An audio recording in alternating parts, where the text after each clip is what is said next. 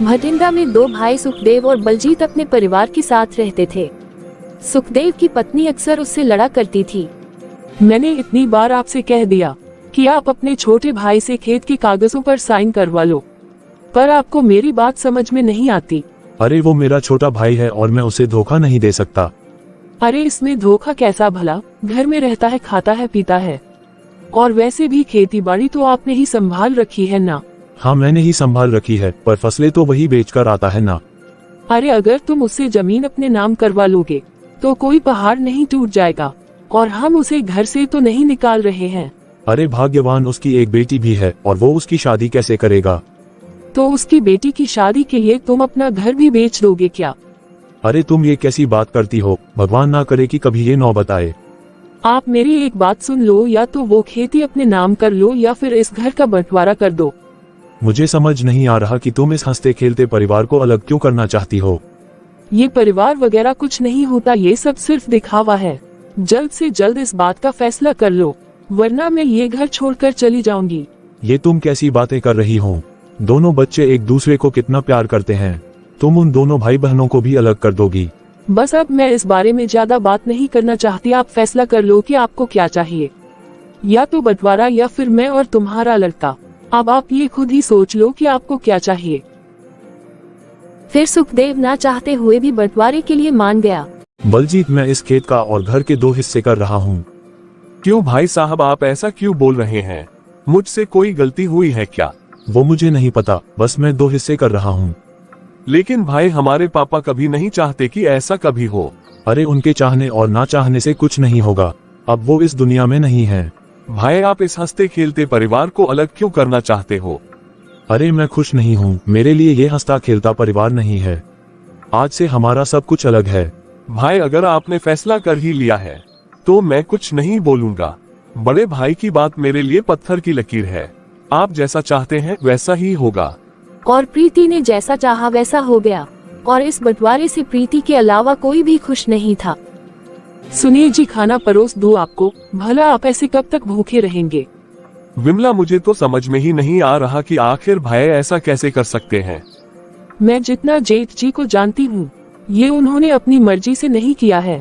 देखिए, और जितना मैं जेठानी जी को जानती हूँ, मुझे लगता है कि ये सब उनका किया कराया है। लेकिन मैंने ऐसा क्या कर दिया है? कहीं मुझसे कोई गलती या भूल तो नहीं हो गई जिसके कारण भाई मुझसे नाराज हो गए हो? आप ये कैसी बात करते हैं? ऐसा कुछ भी नहीं है। जेठानी जी शुरू से नहीं चाहती थी कि हमारा परिवार कभी भी एक रहे। रोहन और गीत भी एक दूसरे को बहुत याद करते थे, क्योंकि आज राखी का त्योहार था। माँ, मैं ताई जी के यहाँ जा रही हूँ भाई को राखी बांधने के लिए। बेटा, तू वहाँ जाकर क्या करेगी? वहाँ जाकर कोई फायदा नहीं है, क्योंकि तेरी ताई जी तुझे राखी तो बांधने ही नहीं देगी। माँ, अगर ताई जी राखी नहीं बांधने देगी तो क्या हुआ? भाई तो राखी बंधवाएगा ना। देख बेटा, मैं रिश्ता निभाने से कभी मना नहीं करती। अगर तुझे ऐसा लगता है तो तू जा सकती है। फिर गीत जैसे ही अपने घर से निकलकर रोहन के घर में घुसती है। क्या बात है, राखी पर भाई की याद आ गई या फिर पैसों की याद आ गई? नमस्ते ताई जी, मुझे भाई की तो हमेशा ही याद आती है। और ताई जी, मैं पैसे लेने नहीं आई हूँ, मैं तो बस भाई को राखी बांधने आई हूँ। अरे मुझे मत बताओ ये सब, मुझे सब पता है कि तेरा बाप कितना निकम्मा है। उसने ही भेजा होगा तुझे कि अपने भाई को राखी बांध कर और कुछ पैसे लेकर आ। ताई जी, आप मेरे पापा के बारे में इस तरीके से बात नहीं कर सकती। मुझे आपसे कोई पैसा नहीं चाहिए, मुझे बस अपने भाई को राखी बांधनी थी। वो अपने कमरे में ऑफिस का काम कर रहा है, उसकी कोई ऑफिस की ऑनलाइन मीटिंग कर रहा है, और वो राखी बंधवाने बाहर नहीं आ सकता। ठीक है, तो मैं ही भाई को अंदर जाकर राखी बांध देती हूँ। तूने इस घर में तो कदम रख लिया, लेकिन इसके आगे आने की तुझे कोई जरूरत नहीं है। जा अपने घर, हमें कोई राखी वाखी नहीं बंधवानी। फिर वक्त गुजरता है और अब रोहन की शादी तय हो गई थी। माँ, अब तो भाई की शादी हो रही है, देखना अब सब कुछ ठीक हो जाएगा। मैं दुआ करूंगी बेटा कि जल्द से जल्द अब ठीक हो जाए और इस घर में वापस से खुशियाँ आ जाए। माँ, सच कहूँ तो मैं भाई की शादी के लिए बहुत ही खुश हूँ। बेटा, तेरी ताई ना बहुत ही बेकार है, वैसे वो तेरी भाभी को देखने ही दे, वो ही बहुत बड़ी बात है।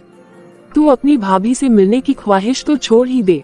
क्या पता माँ, भाभी आए तो ताई सुधर जाए और सभी का मन बदल जाए। फिर रोहन की शादी सोनी से हो जाती है और शादी होने के बाद अगले दिन ही प्रीति अपनी बहू को सिखाना शुरू कर देती है। सुनो बहू, तुम इसे मेरा हुक्म मानो या मेरा सुझाव, और कुछ भी कर लो, पर इस घर में एक काम तुम नहीं कर सकती। जी माँ जी, जो आप कहेंगी मैं वही करूँगी। मैं आपकी सारी बातें मानूंगी। फिर तो बहुत ही अच्छी बात है बहू। देखो, हमारे घर के पास में जो पड़ोसी रहते हैं ना, वो बिल्कुल भी अच्छे लोग नहीं है। तुम उनसे कभी भी बात नहीं करोगी। पर आप ऐसा क्यों कह रही है माँ जी? तुम्हें ज्यादा सवाल पूछने की जरूरत नहीं है। तुम्हें इस घर में जैसे रहना है रह लो, जो करना है करो, पर इन पड़ोसियों से बात नहीं करनी, मतलब नहीं करनी। फिर एक दिन सोनी घर के बाहर खड़ी होती है। सोनी के पड़ोसी जसमीत वहाँ से गुजर रही होती है। अरे आप तो रोहन भैया की पत्नी है ना? आप तो बहुत ही खूबसूरत हैं। कहीं आपको नजर न लग जाए। आपका बहुत बहुत धन्यवाद। क्या मैं आपसे एक बात पूछ सकती हूँ? अगर आप किसी से कुछ ना कहे तो। हाँ हाँ बिल्कुल पूछिए भाभी जी, मैं आपकी बातें किसी को नहीं बताऊंगी। ये जो हमारे साथ वाले पड़ोसी हैं ना, मेरी सासू माँ ने इनसे बात करने के लिए क्यों मना किया है? क्या ये लोग बुरे हैं? अरे नहीं नहीं भाभी जी, ये तो बहुत अच्छे लोग हैं। और आपको पता है कि रिश्ते में ये आपके सगे चाचा ससुर लगते हैं। तो फिर माँ जी ने मुझे इनसे बात करने के लिए मना क्यों किया? अरे भाभी जी, वो तो बंटवारा होने के बाद दोनों लोग अलग हो गए हैं। फिर गीत अपनी भाभी को देखने के लिए बाहर जाकर आंगन की तरफ देख रही थी।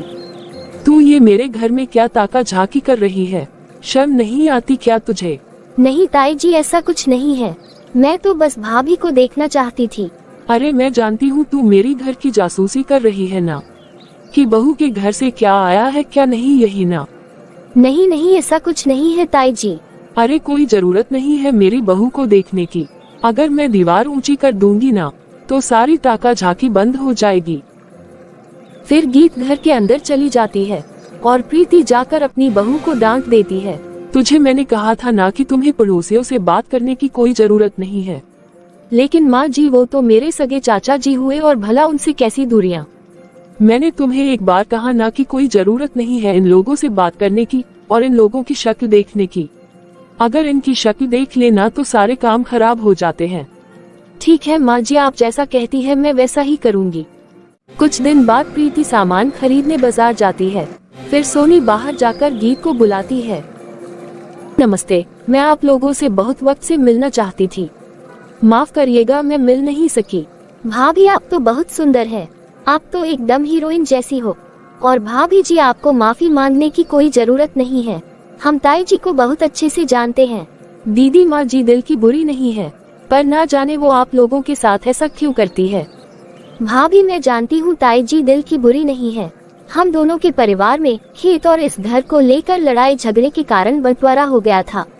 पर बंटवारा हुआ क्यों था? भाभी, पापा और ताऊ जी में बहुत ही प्यार था और ताई जी को ऐसा लगता था कि ताऊ जी ये घर जमीन सब कुछ मेरी शादी में मेरे लिए लुटा देंगे। अरे तो क्या हो गया, तुम भी उनकी बेटी की तरह ही तो हो, और उनकी सोच में ऐसा गलत भी क्या है? ताई जी नहीं चाहती थी कि सब कुछ मुझे मिले। वो चाहती थी कि अब कुछ उनके बेटे के नाम सब कुछ हो जाए, इसलिए उन्होंने बंटवारा करवा दिया। और पापा जी ने इस बंटवारे को नहीं रोका? भाभी, ताऊ जी तो ताई जी के कारण मजबूर थे, लेकिन भाभी जब से पापा और ताऊ जी अलग हुए हैं ना, तब से दोनों ही उदास रहते हैं। वो दोनों तो कभी भी अलग होना ही नहीं चाहते थे। भाभी, आपसे मिलकर बहुत ही अच्छा लगा। चलो ठीक है, अब मैं जाती हूँ। अगर माँ जी आ गई और उन्होंने हमें देख लिया ना, तो वो हंगामा कर देंगी। फिर कुछ समय बाद गीत की शादी एक बहुत बड़े घराने में तय हो गई। गीत ने ये बात सोनी को छुपकर बताई। भाभी, मैं आपसे कुछ कहना चाहती हूँ। जी दीदी बताए ना, पर उससे पहले मैं ये कहना चाहती हूँ कि मैं आपके इस रिश्ते से बहुत खुश हूँ। भाभी, आप तो जानती हैं ना कि पैसा ना होने के कारण मैं ज्यादा पढ़ लिख नहीं सकी और उसकी वजह से आज एक प्रॉब्लम है। अरे ऐसी क्या प्रॉब्लम हो रही है? आप मुझे बताएं, क्या पता मैं आपकी प्रॉब्लम सॉल्व कर दूं। भाभी, जिनसे मेरी शादी होने वाली है, उन्होंने मुझे एक चिट्ठी लिखी है और मैं ना ये चिट्ठी पढ़ ही नहीं पा रही हूँ। क्या आप मुझे पढ़ के सुनाएंगी? अरे दीदी, भला ये भी कोई कहने वाली बात है? मुझे तो बहुत मजा आएगा ये चिट्ठी पढ़ने में। लाओ मैं पढ़ती हूँ। भाभी, आप सच में ना बहुत अच्छी हैं। भाभी, आपका बहुत बहुत शुक्रिया।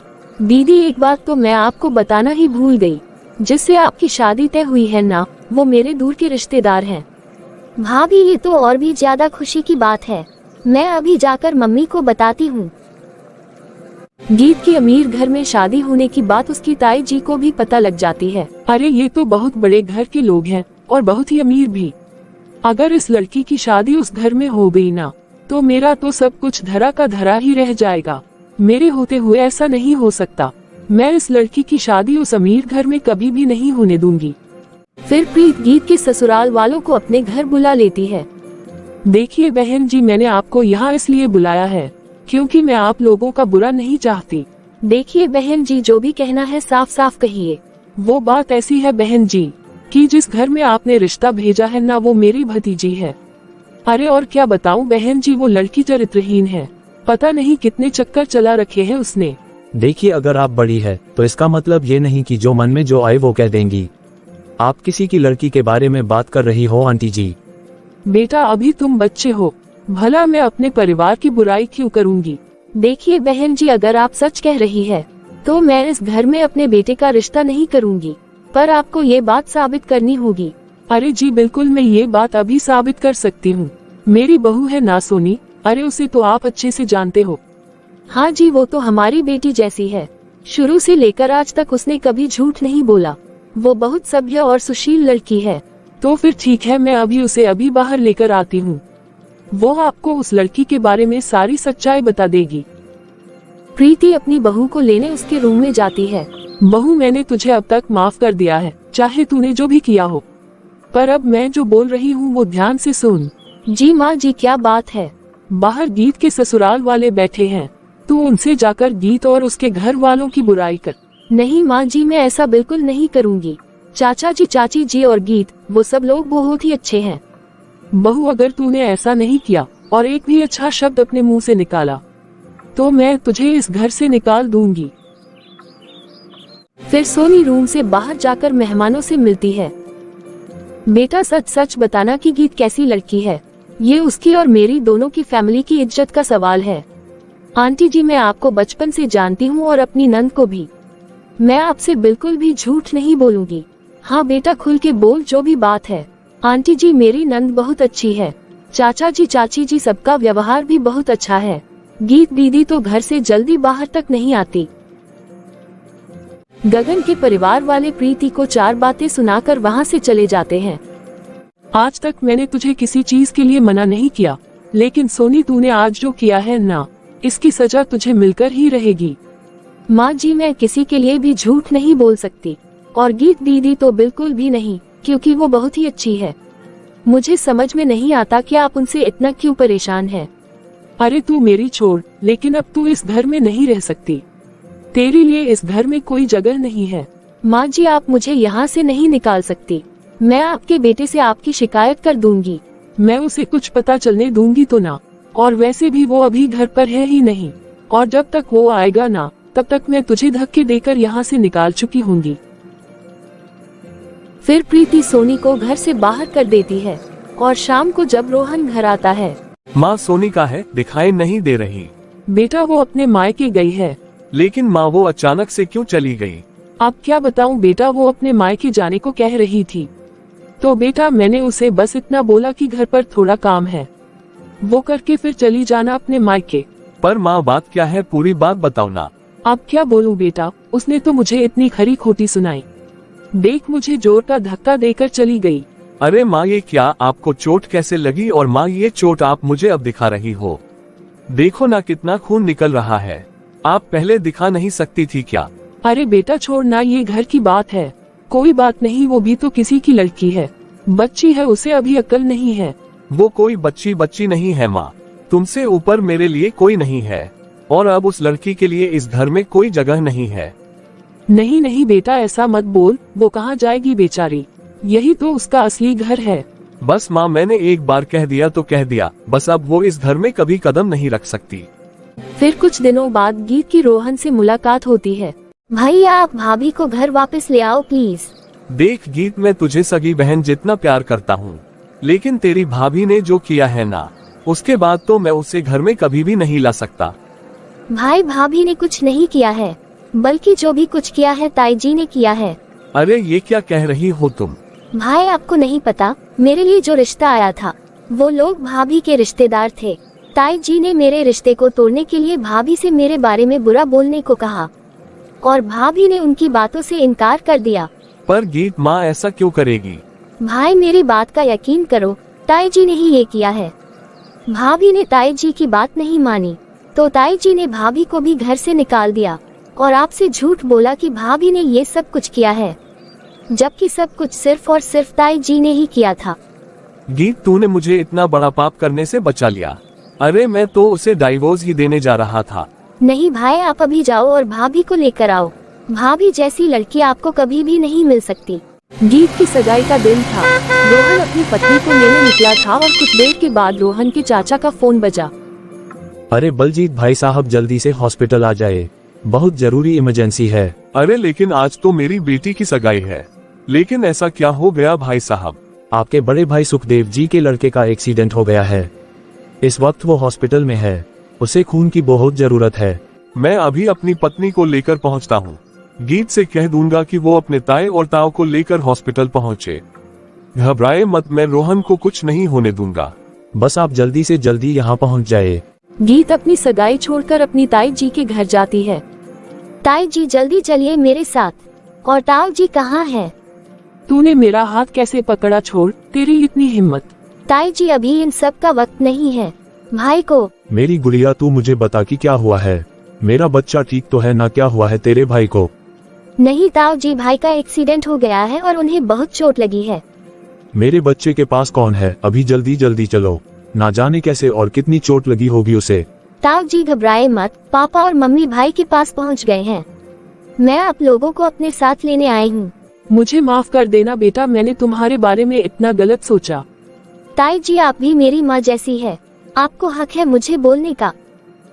बेटा, मेरे इतने गलत व्यवहार के बाद भी तुमने अपनी सगाई मेरे बेटे के लिए बीच में रोक दी।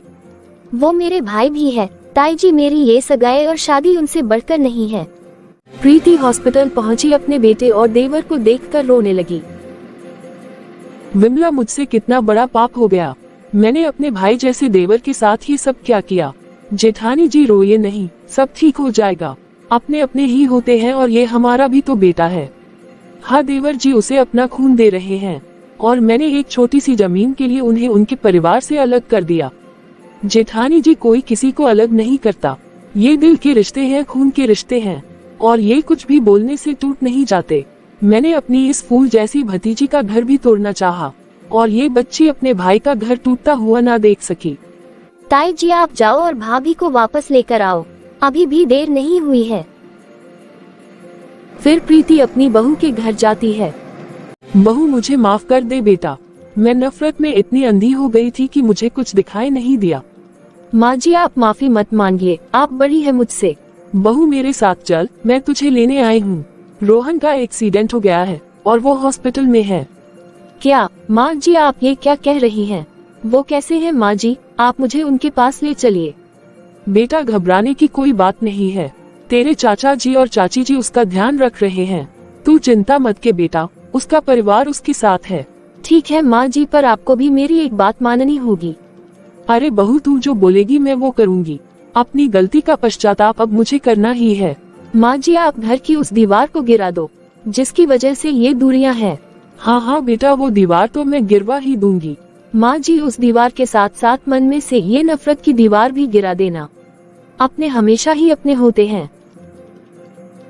फिर प्रीति अपनी बहू को लेकर हॉस्पिटल आ जाती है और फिर प्रीति घर और मन की दीवार गिराकर सबको अपना मान लेती।